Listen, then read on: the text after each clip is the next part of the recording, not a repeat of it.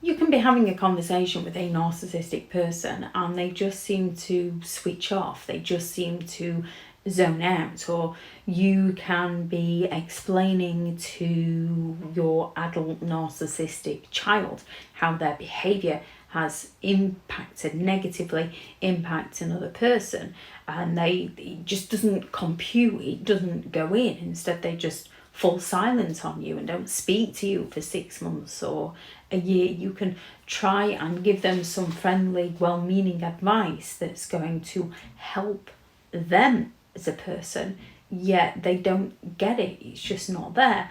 Or you can be telling them exactly how you feel about a narcissistic person, and they'll turn around and say things like, oh, don't talk about your father like that, don't talk about your mother like that, don't talk about your brother or your sister or your friend like that.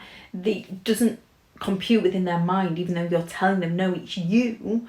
They just instantly pass it on to somebody else. It can be very confusing and frustrating trying to communicate with a narcissistic person because they only want to hear what they want to hear.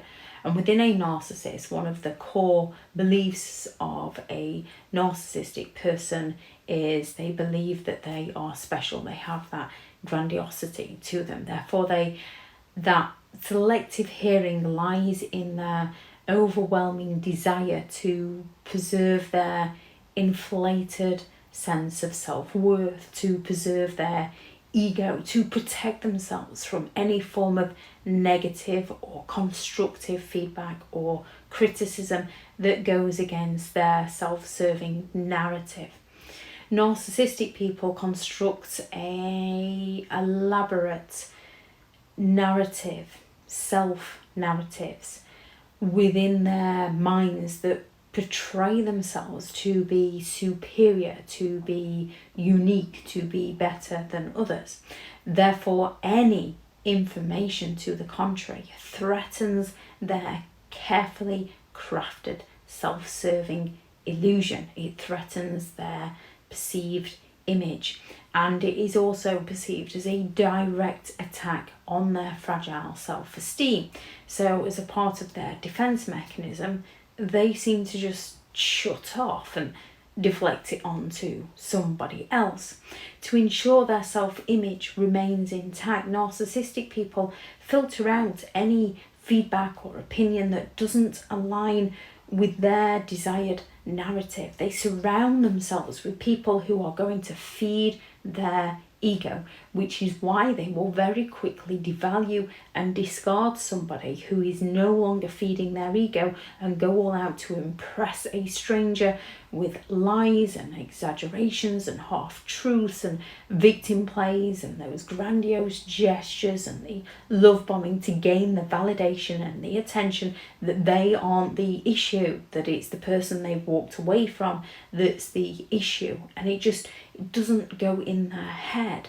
They worry more about what other people might perceive of their actions rather than their actions being in the wrong. They have that selective hearing because it's a need for control. They cherry pick the information and the feedback that emphasizes their strengths and their accomplishments and their abilities, and anything that goes against this is ignored or criticized, or they will attack the other person in some way.